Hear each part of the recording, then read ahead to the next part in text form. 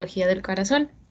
A modo de introducción, el estudio radiológico del corazón, aunado al interrogatorio, a la exploración física y al electrocardiograma, van a formar la base fundamental del diagnóstico cardiológico. El método más difundido es el de la teleradiografía de tórax, la cual se va a tomar en una proyección anterior con el paciente de pie y la porción anterior del tórax va a ir en dirección a la película, como vemos aquí en la imagen, ¿no?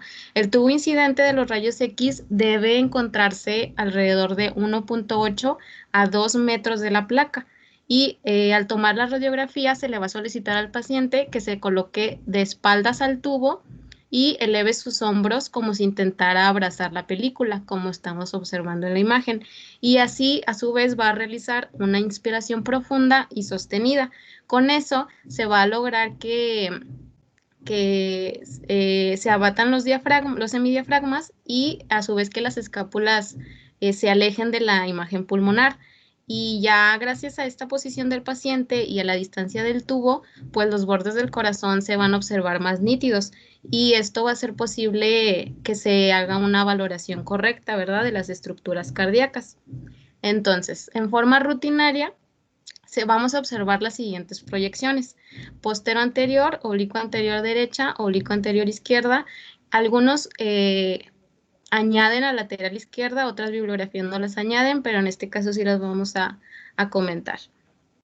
Entonces, comenzando a describir la proyección postero anterior, vamos a ver que en mi borde derecho, de arriba hacia abajo de la silueta cardiovascular, lo van a formar la vena. ¿Sí ven mi cursor?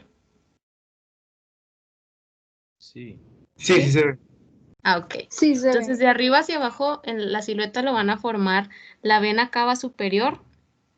Esto es la tráquea. Hay una ligera rayita al lado, un poco isodensa, que va a corresponder a la vena cava superior, y luego más aquí abajo vemos este pequeño arco que corresponde a la aurícula derecha, ¿verdad? A veces puede verse incluso abajo de la aurícula derecha la entrada de la vena cava inferior. Y también mencionaba que en sujetos de edad avanzada, el perfil superior puede estar formado por la aorta ascendente. Entonces aquí está de forma esquemática. Les mencionaba, esta es tráquea. Aquí vemos la silueta de la vena cava superior. Lo recorre hacia abajo para dar lugar al arco de la aurícula derecha. Entonces, esto es en cuanto al borde derecho. En el borde izquierdo observamos 3 arcos. Tenemos este que es un poco más prominente que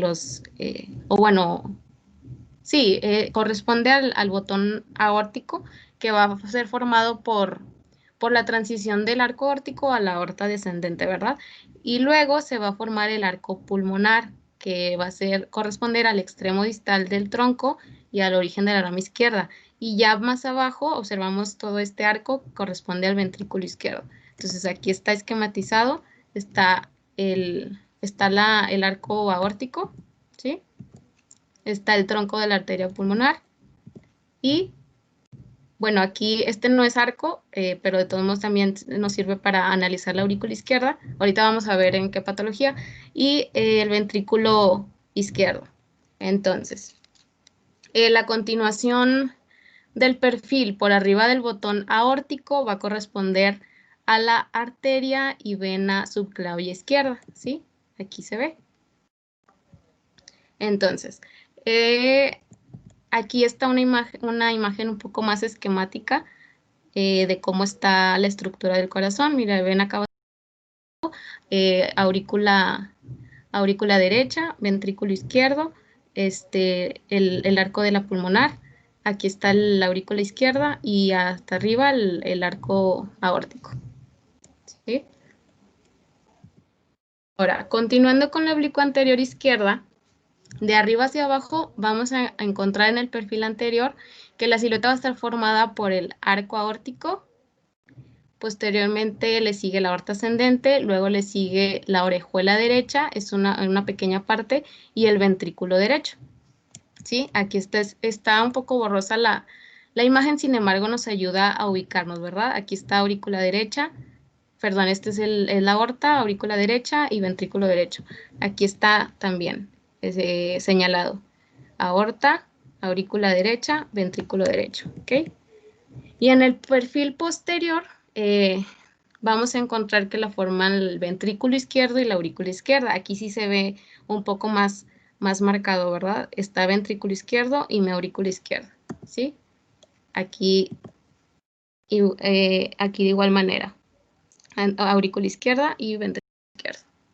Y a veces se puede ver una radiolucidez que corresponde al bronquio principal izquierdo.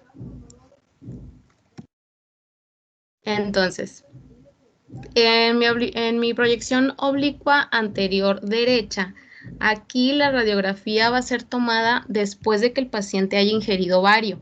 Esto va a ser para ayudarnos a visualizar el esófago. En un perfil anterior, de abajo hacia arriba, vamos a encontrar el ventrículo derecho, esto que vemos aquí. Se va a continuar con la arteria pulmonar. A veces no, estas dos estructuras pues no definen muy bien su punto de unión. Y ya en la porción más superior vamos a encontrar la aorta ascendente, ¿sí? Aquí también viene señalado ventrículo derecho, y aquí vendría siendo su inicio a la arteria pulmonar, y por último aorta ascendente hacia arriba. Y en cuanto a su perfil posterior, vamos a encontrar a la aurícula izquierda. Aquí viene esquematizada, ¿sí? Y esta aurícula izquierda va a ser la cámara más posterior de las 4.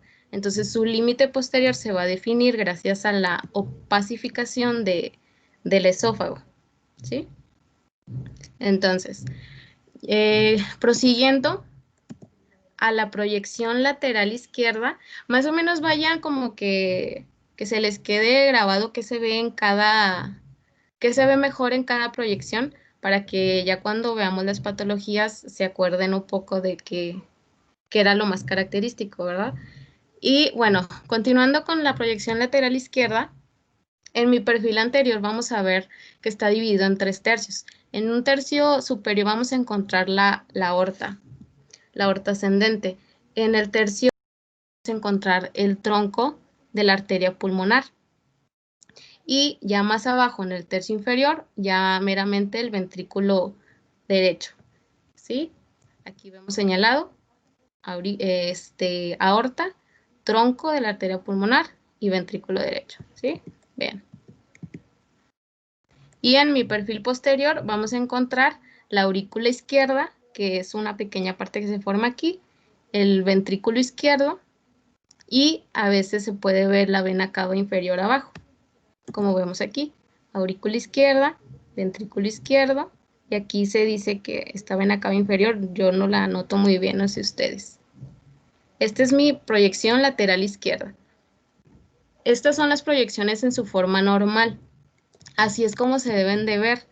Vamos a pasar ya a los crecimientos, que uno de los datos que se obtiene con la radiografía del corazón es el saber si hay cardiomegalia, ya sea global o ya sea un crecimiento que esté solamente limitado a algunas cavidades o a vasos. Entonces, la medición que se va a utilizar para establecer si existe cardiomegalia va a ser el índice cardiotorácico, la cual se va a determinar por medio de los diámetros transversos del corazón. Se va a realizar de la siguiente manera. Se va a trazar una raya vertical que va a pasar por la línea media, o sea, por las apófisis espinosas de los cuerpos vertebrales.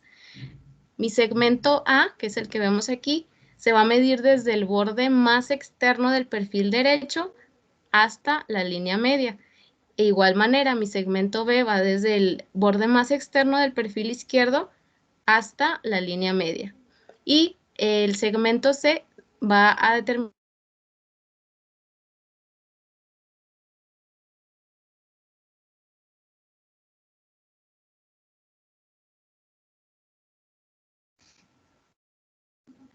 una disculpa, es que se me cortó. ¿Ya todos me oyen de nuevo? Es que se me fue la Sí, ya te señal. oye. Ya se oye. Se fue la ¿Sí pantalla. están viendo mi pantalla? No, se fue. No. No, ya no. No. Ah, permítame. Una disculpa.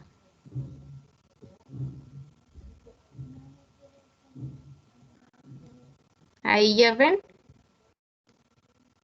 Sí, ya. Ah, muy bien. Entonces les decía que un índice, este se va a calcular sumando mi segmento A más mi segmento B dividido entre el segmento C. Entonces, un índice cardiotorácico normal me tiene que dar menos de 0.5. Y si me da ya más de 0.5, es sugerente a una cardiomegalia. Aquí vemos también en la radiografía cómo están plasmadas las líneas, mi segmento A, mi segmento B y mi segmento C.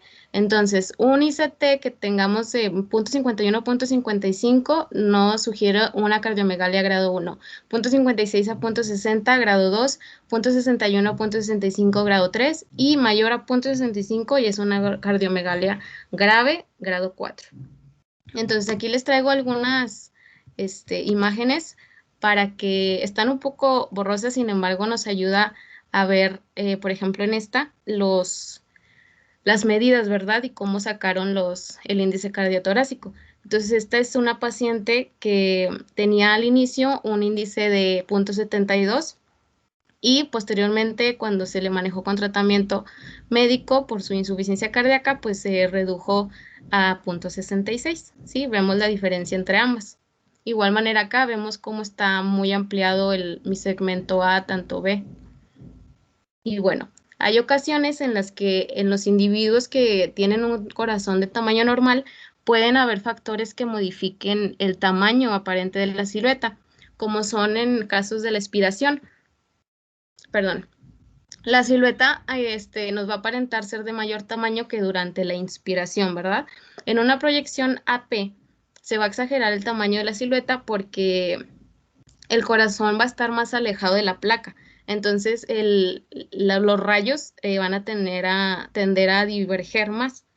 En casos de ascitis, de obesidad o de embarazo, pues hay elevación del diafragma y eso hace que se horizontalice el corazón y esto hace que parezca que esté de mayor tamaño, ¿verdad? Y también en deformidades de la caja torácica pueden desplazar el pedículo cardiovascular y esto hace que se deforme la silueta y sí se simula que es un aumento de tamaño, sin embargo no es meramente un crecimiento.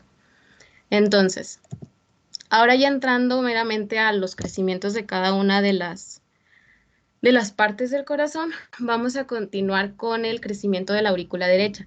Aquí, esta estructura se va a estudiar mejor en las proyecciones postero anterior y oblicuo anterior izquierda. En mi postero anterior vamos a encontrar que el arco inferior del perfil derecho va a estar elongado, como he señalado aquí con las flechas. Aquí les traigo otra en donde se ve claramente el aumento de tamaño de mi arco inferior. Y en una vista oblicua anterior izquierda, se va a encontrar que la prominencia de la aurícula derecha va a haber una prominencia que normalmente debería de llegar más o menos por aquí, pero si ven aquí está muy abombado, ¿verdad? Entonces, esto es en cuanto a mi crecimiento de la aurícula derecha. En cuanto a mi crecimiento del ventrículo derecho, se va a estudiar mejor en las proyecciones oblicuo anterior izquierdo y lateral izquierdo. En la oblicuo anterior izquierda se va a observar una prominencia anterior de la silueta, que si llega a tocar la pared torácica es muy probable que sea crecimiento del ventrículo derecho. Y en una vista lateral, el espacio retroesternal, que es el señalado con las flechas, se encuentra ocupado hasta en más de un 60%, ¿sí? Ahora, el crecimiento de la aurícula izquierda, esta va a ser la estructura que mejor se va a estudiar en las radiografías simples de tórax, tanto porque es más específico en sus cambios, como por el hecho de que se puede ver en las cuatro proyecciones, ¿verdad? PA, OAI, OAD y lateral. En la PA vamos a observar una imagen característica que nos va a ayudar a distinguir muchas veces que se trata de un crecimiento de la aurícula izquierda. Vamos a ver que se va a formar, ¿se acuerdan que les dije que se formaban los 3 arcos en el lado izquierdo que correspondía a la aorta, al arco de la pulmonar y al arco del ventrículo izquierdo? Cuando crece la aurícula izquierda, pues va a crecer y se van a formar ahora 4 arcos, ¿no? Y ahora se va a llamar imagen de los 4 arcos, ¿sí? Y también, aquí está también los 4 arcos. También se puede observar un doble contorno derecho. Y ya en mi oblicua anterior izquierda puede haber un desplazamiento hacia arriba de la aurícula izquierda, o bien puede haber una disminución de la luz del bronquio principal izquierdo, que va a ser provocado por dicha aurícula izquierda dilatada, ¿verdad? Como vemos aquí, no sé si noten un poco, pero esta área de radiolucidez corresponde al bronquio izquierdo. Entonces, ahora continuando en la vista, en la proyección del oblicuo anterior derecho, va a haber un rechazo hacia atrás del esófago. Ahorita que les enseñaba la normal, pues el esófago en sí no estaba recto, pero no tenía esta curvatura tan marcada, ¿verdad? Aquí se ve que está pues rechazado hacia atrás. También a su vez puede haber una disminución de su luz en el tercio inferior. Aquí está borrosa, sin embargo, vean, aquí viene grueso y va disminuyendo su calibre. Y ya en la proyección lateral vamos a ver que esta va a protruir hacia posterior. Entonces, este fue mi crecimiento a la izquierda. Pasando ya a mi crecimiento de ventrículo izquierdo, en mi proyección posterior anterior se va a ver una prominencia exagerada del arco inferior del perfil izquierdo, el cual aquí lo estamos observando. Esta mencionaba la bibliografía que podía ser redondeado como un semicírculo, y esto asemejaba a una hipertrofia, y que en ocasiones podía estar elongado y nos hablaba más de una dilatación, ¿verdad? Aquí en el esquemita vemos que el vértice pues está desplazado hacia la izquierda. Y aquí vemos otra vez. Aquí se ve muy claro, sin embargo, esta es una proyección oblicua anterior izquierda. Y aquí pues el arco inferior del perfil izquierdo rebasa la columna. Vean, está hasta acá. Lo normal es que abarque más o menos por aquí, que no se salga. Sin embargo, aquí ya está rebasando la columna. Y ya en lateral, el perfil del ventrículo izquierdo se va a desplazar hacia atrás de la vena cava inferior. La flecha roja nos indica el borde cardíaco posterior, y la flecha negra nos indica la entrada de la vena cava inferior, y a esto se le conoce como signo de Hoffmann-Rigler. Ahora, continuando ahora con la dilatación de la aorta, aquí en una proyección postero anterior, su dilatación puede observarse como una densidad mayor que la de los perfiles inferiores de la silueta cardíaca, y va a estar bien definida, y se va a poder distinguir su porción ascendente y el callado. Si se fijan, o sea, lo normal es que esto no esté tan prominente, o sea, siempre tiene que estar lo inferior más ancho que lo superior. Sin embargo, aquí que está dilatada nuestra aorta, pues obviamente se ve el abombamiento. Aquí de igual manera, y en mi proyección lateral, esta nos va a servir mejor, porque estudia la aorta vista en secciones. Ahora, continuando con la arteria pulmonar, en su proyección posterior anterior, vamos a ver que la dilatación va a manifestarse por un abombamiento del arco de la pulmonar, como vemos aquí.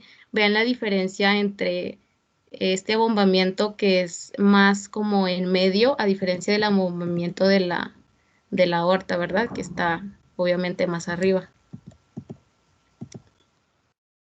Y aquí vemos también el abombamiento. Nos dice que es una radiografía de una niña de 10 años, y hay dilatación de los segmentos principal y proximal de la arteria pulmonar izquierda. y en una proyección oblicua anterior derecha, no encontré una imagen característica, pero en sí también es que esté prominente el arco pulmonar, ¿verdad? Y esto es meramente un hallazgo patológico, es sugestivo ya sea pues, de estenosis valvular, de hipertensión pulmonar o de algún aneurisma de la arteria pulmonar. Ahora, continuando, ya en sí la cardiomegalia de forma global va a ser la dilatación de todas las cavidades. Va a darle a la silueta una forma globosa y las causas más frecuentes que vamos a encontrar son una cardiopatía reumática plurivalvular avanzada. Y aquí, como la imagen de arriba, hay una dilatación de la aurícula izquierda que va a hacer que se desplace también mi aurícula derecha y el ventrículo izquierdo que lo observamos hipertrófico. Esta es una imagen de una miocardiopatía dilatada. Hay que hacer el diagnóstico diferencial. Obviamente nos ayuda, sin embargo, pues se tiene que hacer el electrocardiograma, se tiene que hacer exploración física para determinar en sí el diagnóstico diferencial, porque por sí solo la radiografía no lo puede hacer. Y esta es una enfermedad de Epstein, que en sí no es un crecimiento de todas las cavidades, por eso no se considera cardiomegalia global. Es una insuficiencia valvular tricuspidia. Y también hay que hacer el diferencial con el derrame pericárdico, en el que pues no es un crecimiento verdadero, ¿verdad? Es meramente la salida de líquido.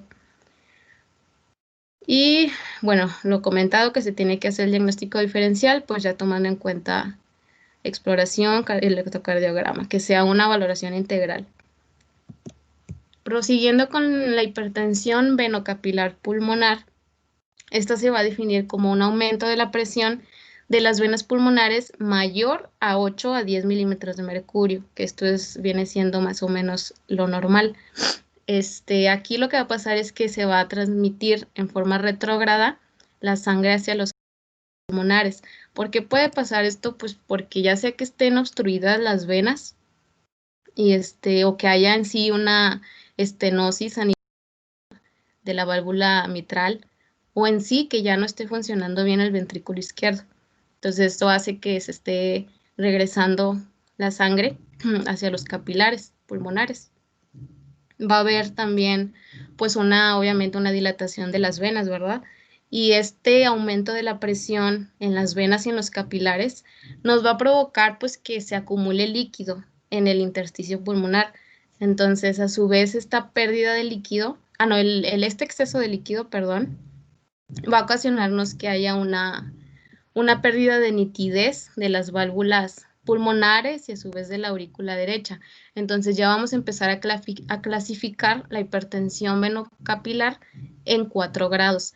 En el grado primero, les menciono, hay aumento de la presión que provoca una pérdida de la nitidez de los cilios y el flujo va a tender a irse hacia los ápices pulmonares. O sea, esta hipertensión venocapilar que es lenta, es crónica, existe vasoconstricción que hace que se redistribuya, ¿verdad?, el flujo hacia la parte superior, hacia las regiones apicales. Entonces, se va a ver un ensanchamiento venoso en la mitad superior del tórax. Y nos va a dar una imagen característica en asta de Reno, que es lo que vemos aquí. A esto le llamamos cefalización del flujo, ¿sí? Aquí vemos asta de Reno por los cuernitos, ¿sí? Y aquí maneja en el grado 1 una presión venocapilar de 15 a 20 milímetros de mercurio aproximadamente. Posteriormente, en un grado 2, aquí ya observamos el engrosamiento de las paredes capilares alveolares y vamos a observar una imagen en moteado difuso, fino, en las bases y en los cilios. Y la presión que maneja es de 21 a 25 milímetros de mercurio. Posteriormente, en un grado 3, aquí ya hay un exceso de líquido intersticial que va a interferir con el drenaje de líquido pleural, ¿verdad? Y esto va a hacer que se acumule en los septos interlobares y se va a manifestar en la radiografía como cisuras y también como derrame pulmonar, ¿verdad? Y aquí vamos a encontrar las características líneas de Kerr. Sí batallaba para diferenciarlas en una radiografía pues completa. Aquí la imagen está cortada, pero aquí pues la flechita nos está señalando las características las características líneas de B. Sí, entonces aquí está otra imagen. De igual manera, aquí vemos que está pues libre y aquí vemos las pequeñas líneas finas, horizontales y predominantemente en las bases pulmonares. Ok, ya en un grado 4, pues aquí ya hubo extravasación de líquido considerable. Entonces este líquido empieza a pasar del intersticio hacia los alvéolos y se produce un edema alveolar. Y aquí ya es la clásica imagen de edema en alas de mariposa, como observamos aquí. ¿Sí? Aquí está otra. Y la presión venocapilar que maneja es de más de 30 milímetros de mercurio. Y aquí decía que ya se podían observar las líneas A y C de Kerley. Sin embargo, no encontré una imagen así muy... que se vieran bien las líneas, pero en sí las A son... se las vamos a encontrar en las partes superiores de los pulmones y van a ser rectas y delgadas y pues oblicuas. Y las líneas C de Kerley son se van a observar como en forma de telaraña en las bases pulmonares, o sea, van a estar como que superpuestas en las líneas B, digamos que hacia abajo. Ahí se llegan a enmascarar por las alas de mariposa. Ah, ok. Esas líneas tienden a estar más hacia los cilios pulmonares, doctor. Ah, muy bien, doctor. ¿Sí? Muy bien. Entonces, ya aquí les traigo una tabla que resume los 4 grados de hipertensión venocapilar, la descripción de los cilios, del flujo venocapilar y de las presiones venocapilares que maneja, ¿verdad? Y vemos aquí en un grado 3, líneas B de Kerley ya aparecen y en un grado 4 ya aparecen líneas A y C y las alas de mariposa. Cefalización de flujo en un grado 1. Y pasando a la hipertensión arterial pulmonar, pues esta tiene diferentes causas. Puede ser por un aumento persistente del flujo sanguíneo pulmonar o una hipertensión venocapilar pulmonar de forma sostenida, entre otras causas. Y en una proyección posterior anterior vamos a observar una prominencia del arco de la pulmonar, como observamos aquí. Y en sí se define la hipertensión arterial pulmonar como un aumento de la presión de más de 25. Sin embargo, para que se pueda ver estos datos radiológicos, tiene que haber un incremento de mínimo 35 milímetros de mercurio. En cuanto al hiperflujo pulmonar, aquí suele manifestarse radiológicamente cuando esté elevado más de 1,5 veces que el flujo sistémico. En tal caso, pues la vasculatura arterial se va a ver prominente con el arco pulmonar abombado, como vemos aquí, y se van a observar los vasos pulmonares, hasta la periferia, con cierta nitidez, ¿verdad? Y además se va a definir claramente el origen de las ramas pulmonares en el ilio, por encima del ángulo que divide el perfil derecho de la aurícula derecha y el inicio de la vena cava superior. Y este hiperflujo pulmonar principalmente lo vemos en los cortocircuitos intracardíacos. Y ya por último, vamos a observar el hipoflujo pulmonar, que aquí en la radiografía o puede ser normal o ya cuando es muy grave va a ser característica esta radiolucidez aumentada, ¿verdad? De los campos pulmonares. Y ¿tienen alguna duda o aclaración? Sería todo de mi parte. ¿Podrías repetir, por favor, las características radiológicas de la hipertensión arterial pulmonar? ¿De la qué? De la hipertensión arterial pulmonar. Claro que sí. Gracias. Lo último, Sí, en- sí. o sea, ¿a qué parte? ¿Las causas o...? Sí, en esto ya ves que dijiste que los signos se manifestaban arriba de 35 milímetros de mercurio, pero en sí no entendí qué en específico vemos en la radiografía. Ah, esta prominencia. Es que recuerda que, la, o sea, se podía, déjate enseño una imagen, a ver, déjala, dejé acá atrás. Ahí la tiene, doctora. Deje la imagen que tenía, porfa. Esta es una rama pulmonar. Esta es la siguiente rama pulmonar. Entonces, no sé si leyó por ahí, doctora, hay un índice de Lupi. Es muy parecido al índice Sí. cardiotorácico.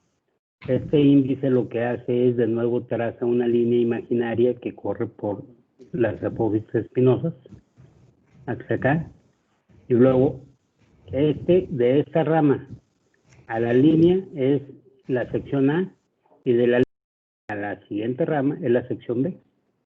Y entonces se suman A más B y se divide entre C, que es todo esto. Entonces, de acuerdo a ese índice, si está por arriba de 38, ese es un dato de hipertensión pulmonar. Pero estos son los datos que vemos claramente. Este abombamiento, claro, normalmente el arco de la pulmonar es cóncavo. O sea, básicamente los únicos arcos que vamos a ver muy bien son el de la aorta, ¿sí? Y el del ventrículo izquierdo. Acá vemos algo de concavidad. Inferimos que es el arco de la pulmonar. Obviamente, cuando hay hipertensión pulmonar, entonces se abomba el arco. Entonces, es lo que a la clínica encontramos la matidez, la zona de matidez en este punto. ¿Sí? Okay. Pero esos son los datos de la hipertensión pulmonar. Entonces, recuerden muy bien este índice de Lupi. ¿Sí?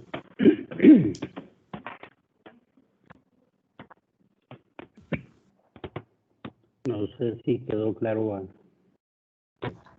su compañero que tenía. Ahora, otro dato, decía doctora, bueno, que un diagnóstico diferencial, o sea, en la enfermedad de Epstein, simple y sencillamente es una inserción muy baja de las valvas de la tricúspide, de tal modo que yo tengo una aurícula izquierda funcional muy grande y una aurícula derecha, perdón, funcional muy grande y un ventrículo derecho muy pequeñito. Es decir, el ventrículo derecho está atrializado, así se le llama. ¿Sí? Entonces, el mecanismo de esto es una inserción muy baja de las valvas tricúspides. En relación al derrame pericárdico, es relativamente sencillo diferenciarlo de la cardiomegalia, puesto que cuando hay una cardiomegalia, vamos a tener todos los datos de hiperflujo que ya nos decía, doctora. Las astas de Reno, las líneas ADS de Kerley, las alas de mariposa, etcétera, etcétera, etcétera. En cambio, en el derrame pericárdico realmente, si se fijan, es una silueta muy grande, como si fuera una garrafita, que, bueno, como las que usan para hacer los nidos de los pajaritos o los danzantes, ¿verdad? La garrafita, pero el pulmón realmente está limpio. No tenemos nada de incremento en la vasculatura. Eso es un dato muy importante para el diagnóstico diferencial. Sí, jóvenes. Muy bien. A final de cuentas, cuando ya tenemos la imagen de las alas de mariposa, bueno, decimos el paciente está en edema agudo pulmonar, pero ya sabemos que desde el punto de vista fisiopatológico hay dos tipos de edema pulmonar. el edema pulmonar cardiogénico y el edema pulmonar neocardiogénico, o lo que conocemos como SIRPA, síndrome de insuficiencia respiratoria progresiva del adulto. ¿Sí?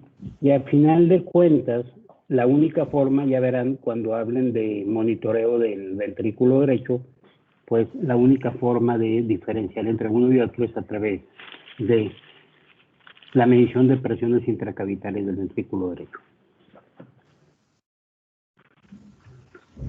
No sé si tengan alguna otra duda ahí para su compañera, algún comentario. Yo tengo una duda, doctor, sobre el crecimiento de cavidades. En esos casos, ¿cuándo se decide utilizar una radiografía para el diagnóstico y cuándo se decide utilizar un ecocardiograma? No, mira, como les dijo su compañera al inicio de la clase, la radiografía es parte fundamental del estudio. Es como si me dijeras, ¿cuándo voy a usar un electro? ¿Cuándo voy a explorar un paciente? No, o sea, cosas que no te deben faltar para nada en el diagnóstico es, obviamente, la historia clínica, la exploración física, el electrocardiograma y la radiografía de tórax. Esto es siempre. ¿Sí? Ok, sí. Ya después irás añadiendo algunos otros métodos de estudio, el ecocardiograma, la resonancia magnética, etcétera. O sea, ya dependiendo de el diagnóstico que tú tengas por estos 4 elementos que mencionamos previamente, ya serán los estudios a proseguir. Sí, si dices, todo me lleva a que es una cardiopatía valvular, una valvulopatía, bueno, voy a hacer un ecocardiograma para medir áreas valvulares, para medir gradientes, de acuerdo a esto valorar la severidad.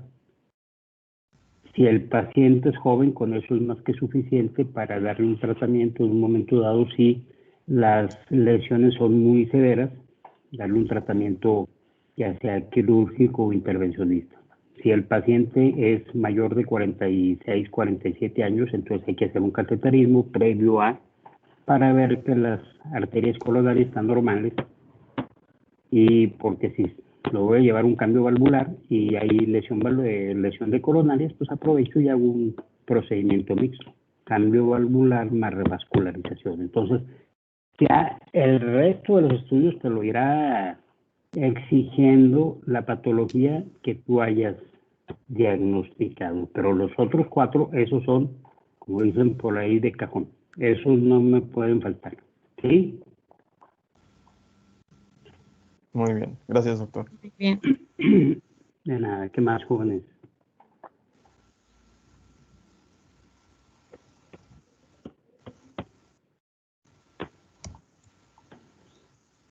Bueno, pues si no hay más preguntas, simple y sencillamente, doctora, felicitarla, muy buena clase.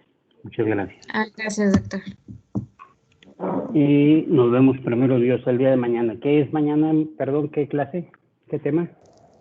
Tomografía. Ok. Hasta mañana, jóvenes, que estén bien. Hasta mañana, doctor. Mañana, doctor. Hasta mañana, doctor. Gracias, doctor. Gracias. Adiós. Ay, no sé si escucha.